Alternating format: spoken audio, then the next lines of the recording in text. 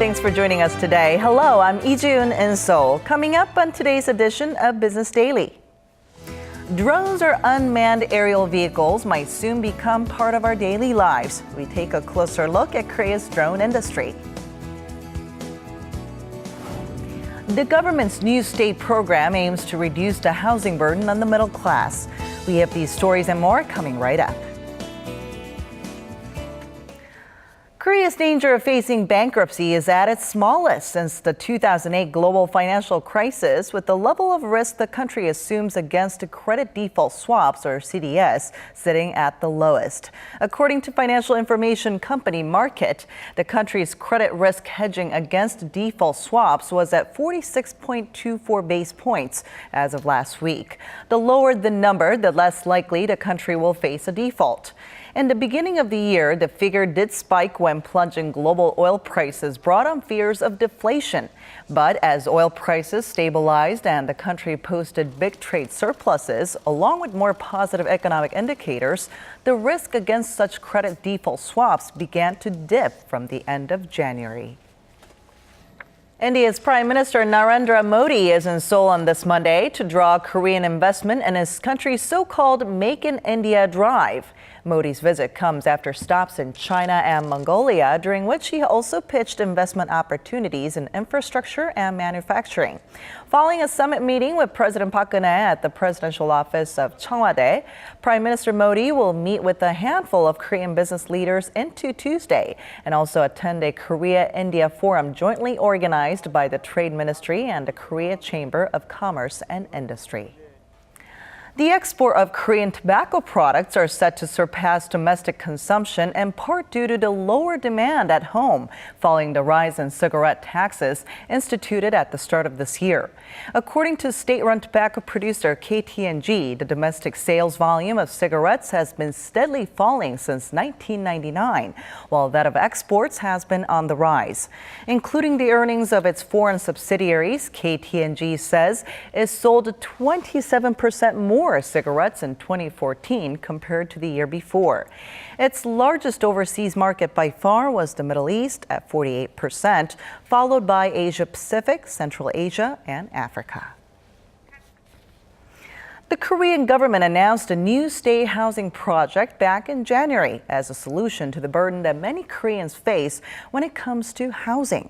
The lack of affordable rental homes for the middle class has been one of the core issues. With more on these New Stay homes, here's our Lee Ji-young.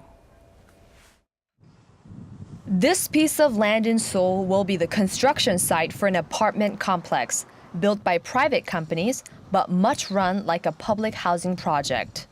It's located in a desirable neighborhood that comes with plenty of convenient facilities like mega supermarkets and nearby access to the subway.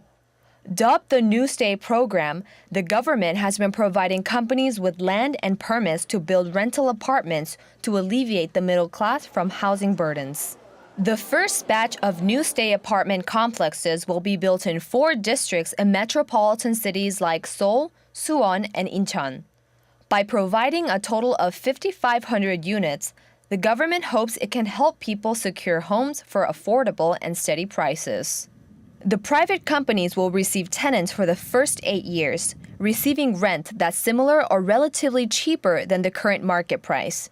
After that, they will be able to sell the units as regular homes. The average price for a unit that's the size of roughly 135 square meters will be around $920 per month in downtown Seoul and $550 in other areas, with a 5% annual cap on rent.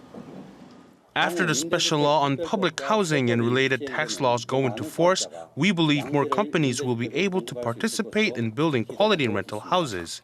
The government believes there will be high demand for homes like these, and it says it aims to supply an additional 30,000 units in the coming years. One of the challenges that remains, though, is attracting more tenants to these monthly rental homes, away from the popular lump sum deposit jeonse units. Lee Ju-young, Business Daily.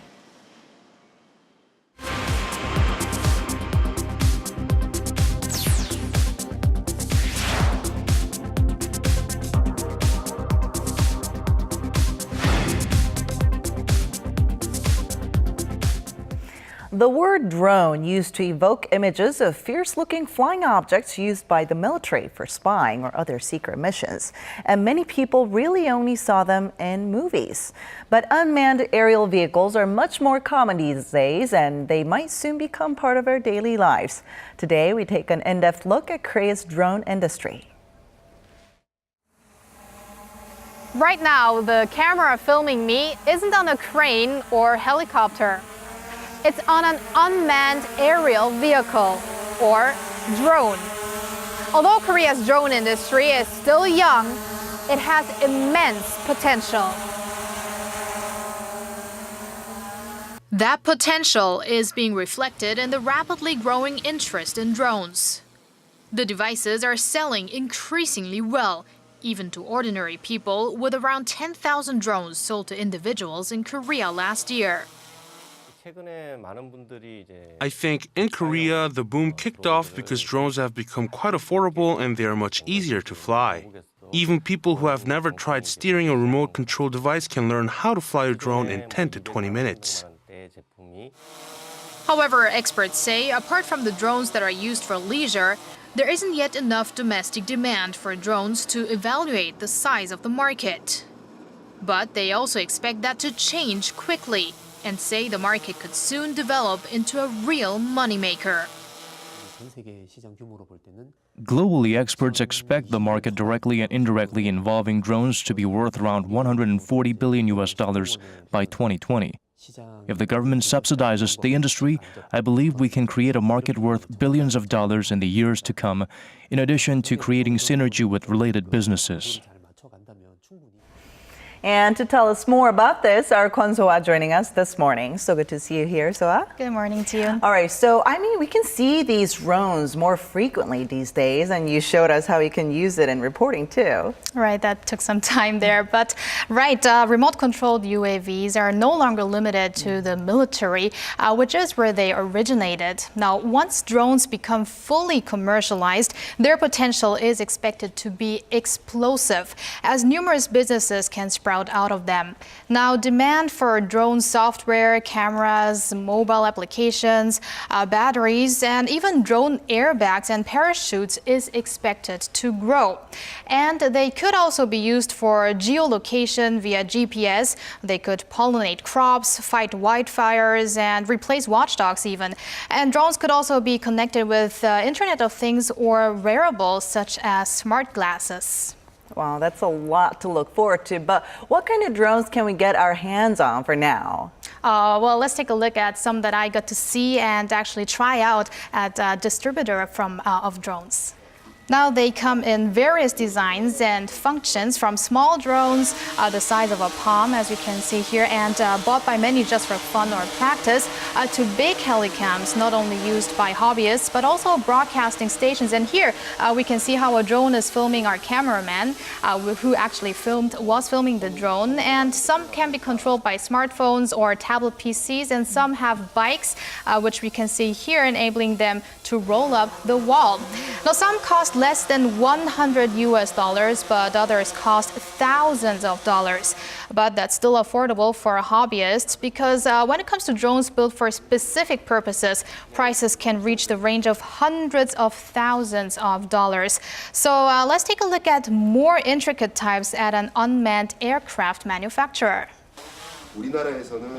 This drone is the most appropriate one to use in Korea, as it's able to withstand strong winds. And this one is capable of conducting surveillance and other military missions, and it's also portable. This drone has been designed to be used in the forest. And this small portable drone can be folded.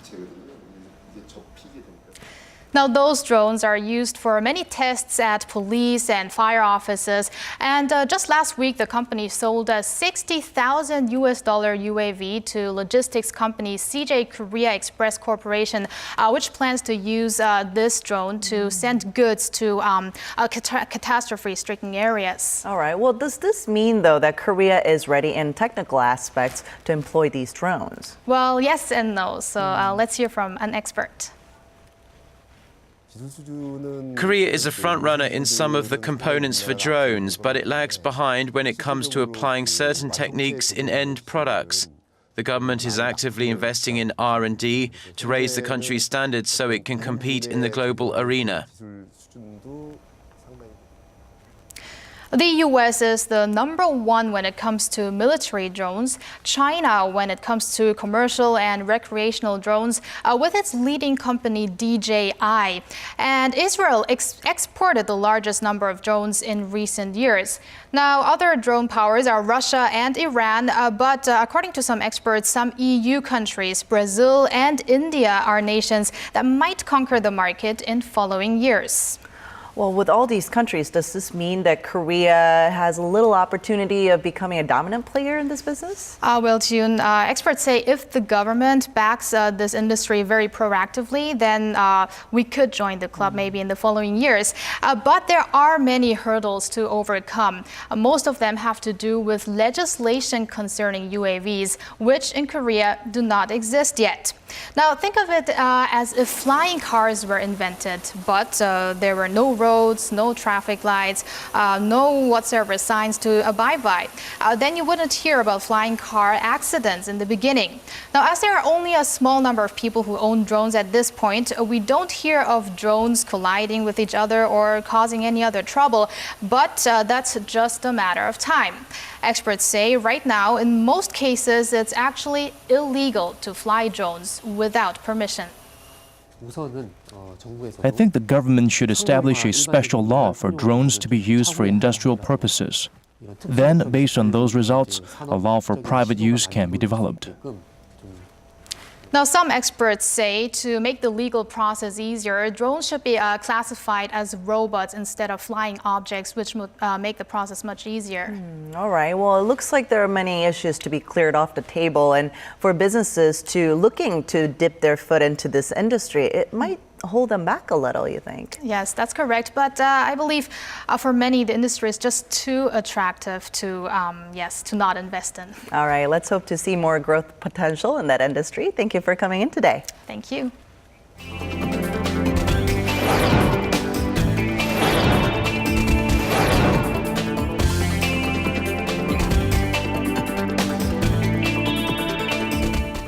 And that wraps it up for this morning. But we'll be back tomorrow with more fun and in-depth business news right here on Arirang. Thanks for watching, and bye-bye for now.